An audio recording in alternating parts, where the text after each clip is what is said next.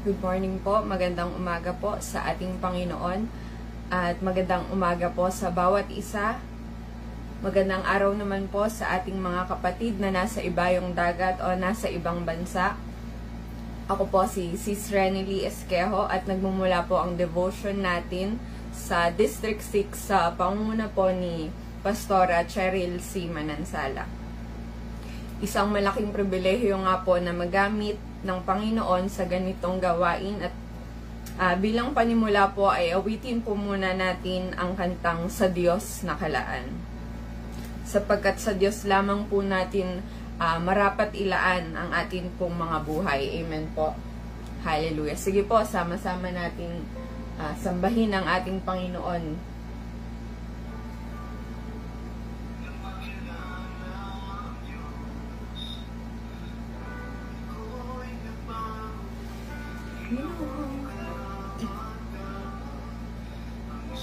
Hallelujah.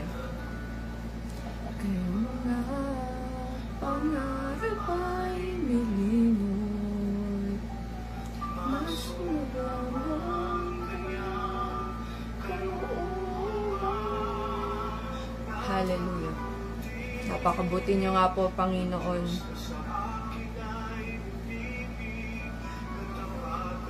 Hallelujah.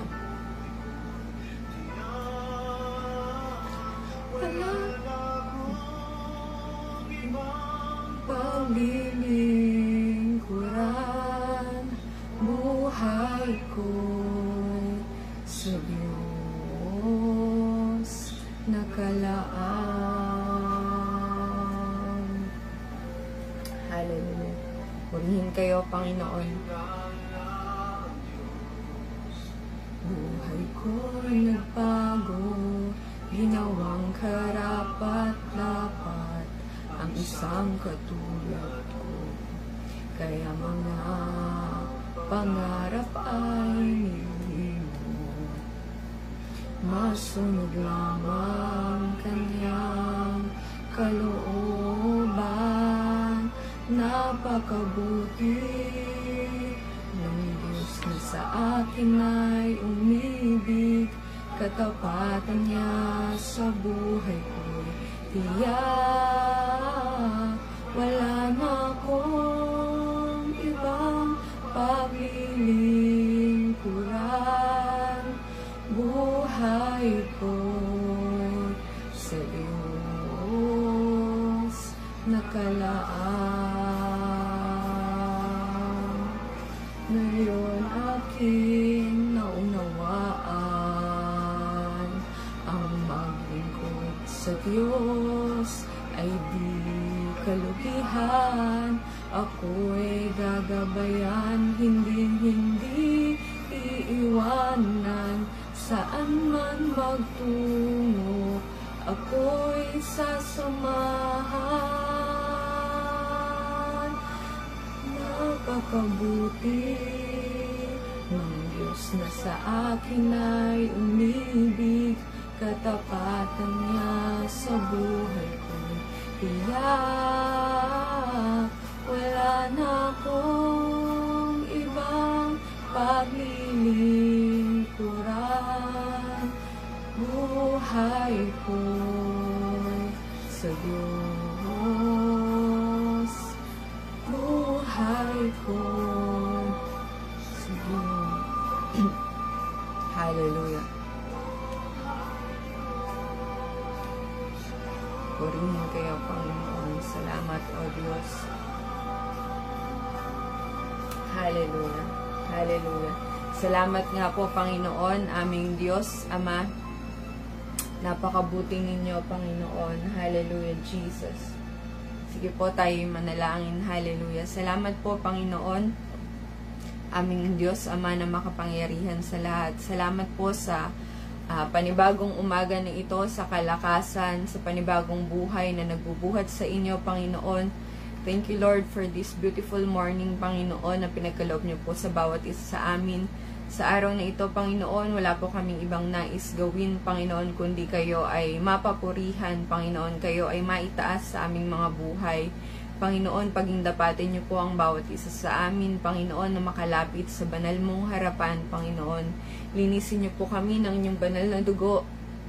Patawarin niyo po kami sa aming mga kasalanan, sinasadyaman po namin o hindi, Panginoon. Nais po namin na makalapit sa inyo, Panginoon, maging mabangong samyo ang aming pagsamba na gagawin sa umagang ito. Sa lahat ng aming gagawin, Panginoon, nais namin na ikaw ay aming mapangiti, Panginoon, ikaw ay aming mag-glorify, Panginoon, sa buhay na ito. Marami pong salamat, Panginoon, kami inyong pinagsama-sama, O Diyos, sa pamamagitan ng online service na ito na pag-aaral ng salita ng Diyos, Panginoon.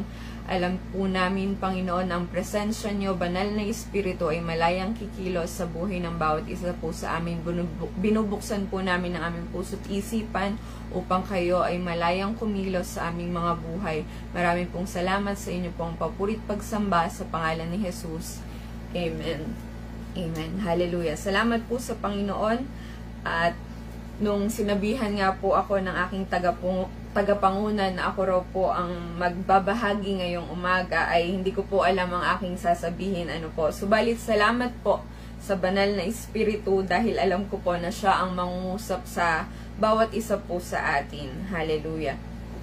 At sinanay ko rin po ang aking sarili na kada may pagkakataon na makapaglingkod ay hindi ko po tinatanggihan sapagkat nais nga po natin na sumunod sa kalooban ng Diyos. At kapag tayo po ay nasanay na maging masunurin sa ating leader sa church, ay hindi na po mabigat sa ating puso ang sumunod. Sapagkat yun nga po ang alam natin na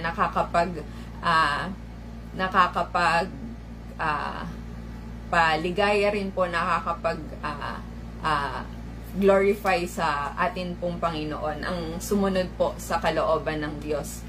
At hindi na po natin para ipanalangin pa kung kalooban nga po ng Panginoon na tayo ay magamit, sapagkat kalooban po niya talaga na gamitin po ang buhay ng bawat isa sa atin, sa kanyang gawain. Kaya salamat po sa Panginoon. Hallelujah. At salamat po, kagaya po ng ating inawit, sabi po doon sa kantang ating inawit kanina, ngayon aking naunawaan, ang maglingkod sa Diyos ay di kalugihan.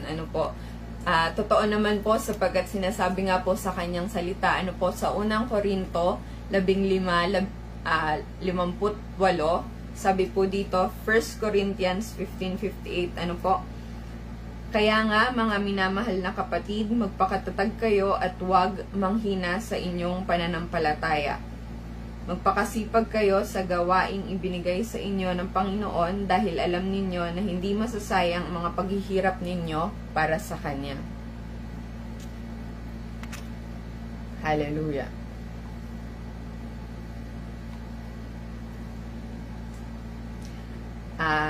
Salamat nga po sa salita na ito ng Diyos, dahil alam naman po natin na ang lahat ng ating ginagawa para sa Panginoon ay hindi nga po nawawalan ng kabuluhan, Hindi man po natin ma-harvest, hindi man po natin ma-harvest sa panahong ito yung pangako ng Diyos na ito, subalit doon po sa langit na bayan ay inihahanda na po ng Panginoon yung ating pong mga gantimpala. Amen po.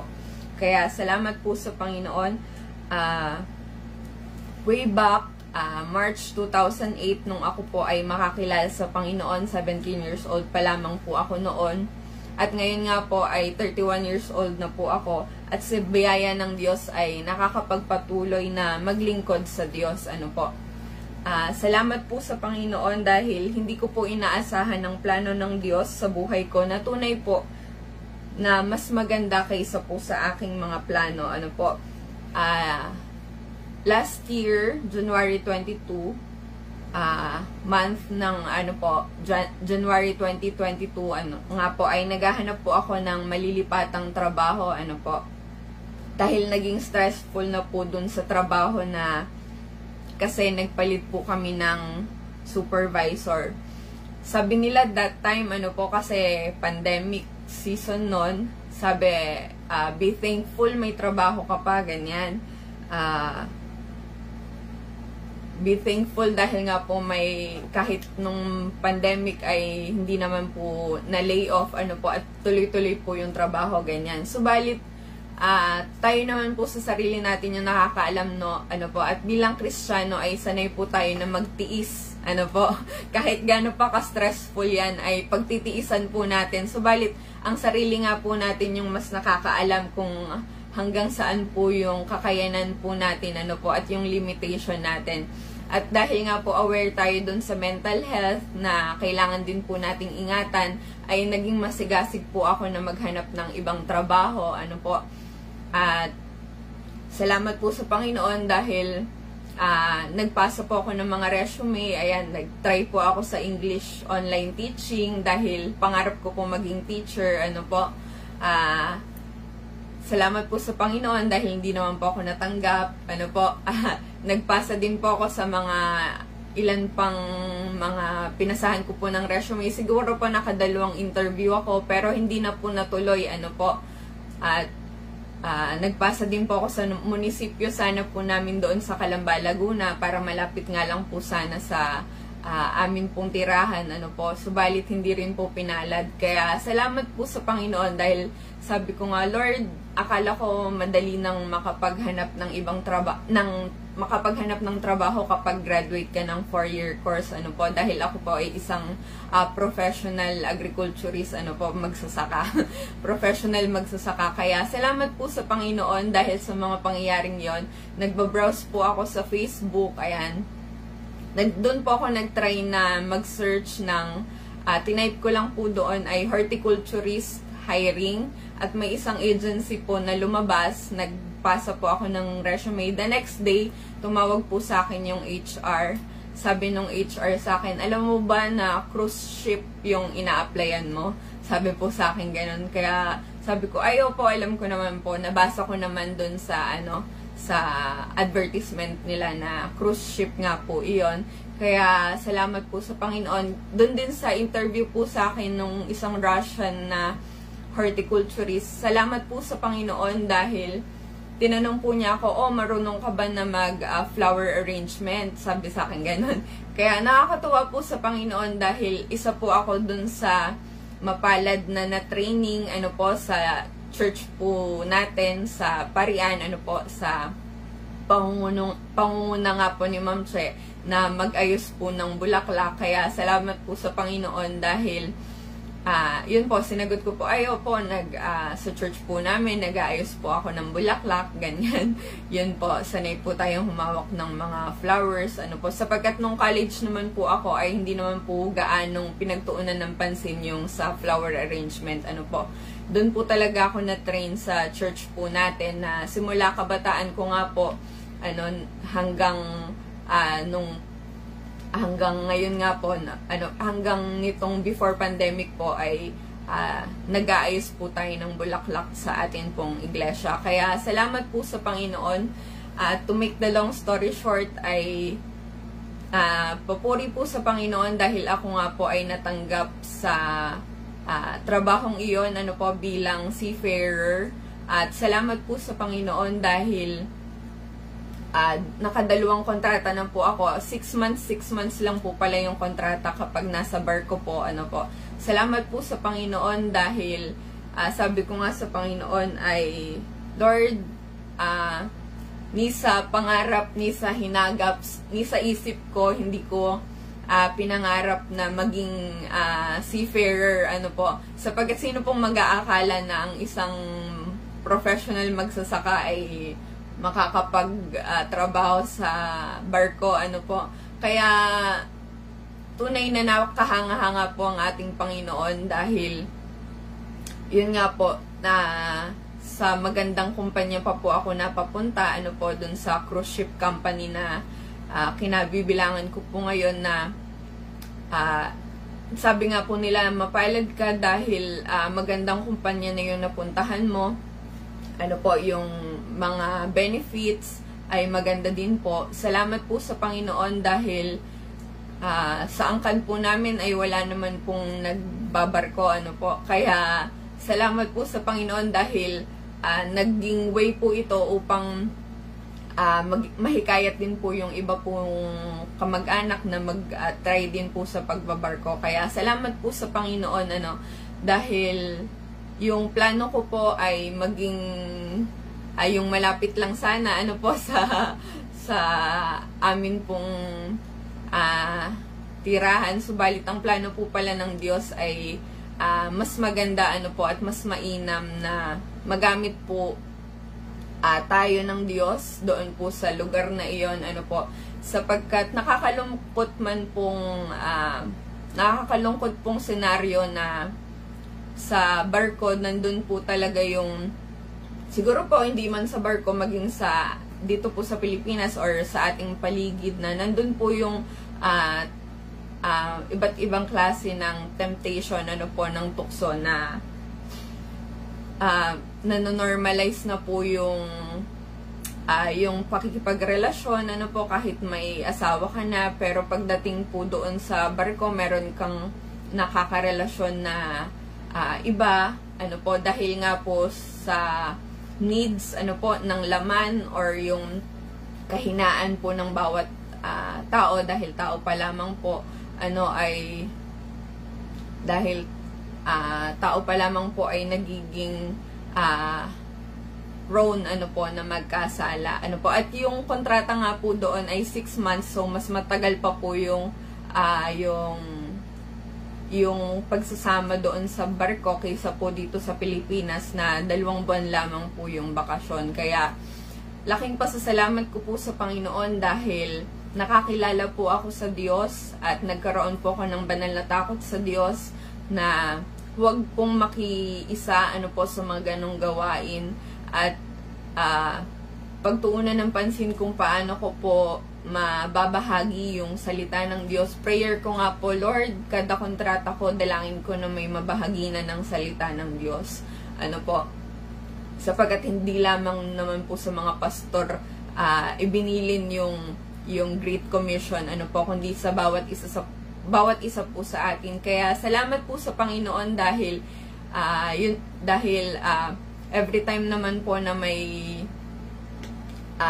na makatapos ng kontrata ay may naaabot po tayo na kaluluwa. Kaya papuri po sa Diyos. Hallelujah. Nakakamanghalang din po sa Panginoon dahil yung simula po dun sa pagpoproseso ng mga documents, yung mga requirements, kasi sinend po sa akin ng HR, siguro po nasa 18 na requirements po yung kailangan kong i-comply, na simula po sa passport, ganyan, wala po akong hawak, Seaman's book, mga basic training, ang dami po palang training na kailangang pagdaanan kapag ikaw po ay mag-a-apply sa barko, Kaya salamat po sa Panginoon dahil naging smooth naman po lahat ng proseso ng mga documents. Prayer ko nga po sa Panginoon, Lord, kapag nagkaroon po ng maraming aberya, maraming problema, hindi ko po itutuloy yung application ko, or hindi ko po itutuloy yung pagbabarkong ito, sapagkat ito po ay sign na hindi po kalooban ng Panginoon. Subalit naging smooth nga po yung proseso at kaparaanan din po ng Panginoon upang meron po tayong maabot ng mga kaluluwa sa lugar na iyon. Salamat po sa Panginoon. At tunay po na inihanda ako ng Diyos, sa pamagitan nga po nun yung pagpa-flower arrangement, sabi ko, Lord, napagbulay-bulay ko nga po kapag nandoon sa barko, Lord, hindi ko po deserve yung lahat ng to, yung mga nangyayari, na na-realize ko na tunay po na hindi nawawalang kabuluhan lahat ng ating ginagawa sa Panginoon, sapagkat ako po ay lumaki, yun nga po, 17 years old nang ako po ay makakilala sa Diyos, at kabataan pa po ako noon, at ngayon po ay 31 years old na po ako, may asawa at 2 anak. Salamat po sa Panginoon dahil yung naging routine ng buhay ko noon dati, nung kabataan ko, ay bahay, school, at church. Yun lang po yung nagiging yung routine ng buhay ko, bahay, school, church. Kaya nung nagkatrabaho naman po, bahay, work, tapos church. Ayan. Kaya salamat po sa Panginoon dahil hindi man po natin sinisingil ang Panginoon, ano po, sa ating mga paglilingkod, ay nakikita po ng Diyos ang ating mga pagpapagal, ano po, lalo't higit kung nakatuon yung ating paningin sa Kanya at hindi po sa ating leader lang, sa nakapaligid sa atin. Ano po, hindi tayo nagpapakitang gilas lang. Pag may nakatingin, gawa tayo ng gawa, pero pag wala nang nakatingin, ano po, ay hindi na po tayo gagawa. Kaya salamat po sa Panginoon dahil inihanda po ako ng Diyos, higit yung aking pong spiritual na katatayuan, ano po, na tunay na mahirap po yung sakripisyo ng isang OFW. Siguro po maraming makaka-relate sa akin dahil marami po tayong kapatiran na nasa iba't ibang bansa, ano, na totoo po pala na hindi mo maunawaan yung sakripisyo ng isang OFW kapag hindi ikaw mismo yung nakakaranas nito. Kaya salamat po sa Panginoon dahil yung salita po ng Diyos, ano, yung atin pong nagiging baon, ano po, yung mga pangako ng Diyos, yung atin pong nagiging baon doon sa barko, ano po. At yung nakakatulong din po yung pagpakikinig ng mga awitin, ano po, patungkol sa ating Panginoon. Kaya bilang pagtatapos po, ang aking pong verse na iiwan ay Ecclesiastes 3:1. Sabi po dito, there is a time for everything and a season for every activity under the heavens. Encouragement ko din po sa bawat kabataan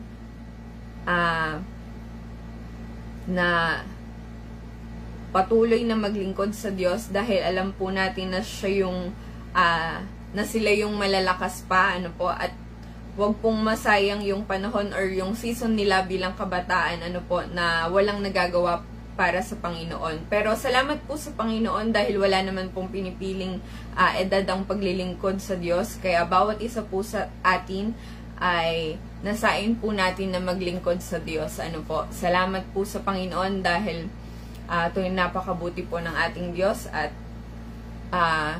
kung pag-aaralan nga po, 'di ba? Ay, meron nga pong commercial, ano, para kanino tayo bumabangon. Kung pag-aaralan po ang ating buhay, ano, nung baby pa po tayo, nag-aral tayo ng elementary, high school, ano po, college. Ano nga po ba yung kahulugan ng buhay natin na ito? Ano po?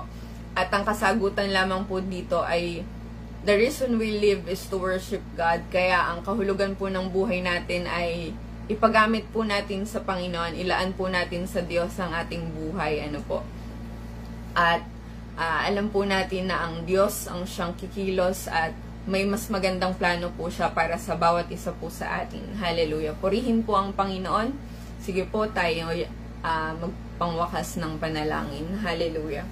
Hallelujah. Pinupuri ka namin, dakilang Diyos, pinasasalamatan sa oras na ito. Salamat po, Panginoon, sa salita mo na nahayag, Panginoon, sa oras na ito, Panginoon, magsilbing inspirasyon, kalakasan ng bawat isa po sa amin, Panginoon, ang inyong pagkilos at kabutihan.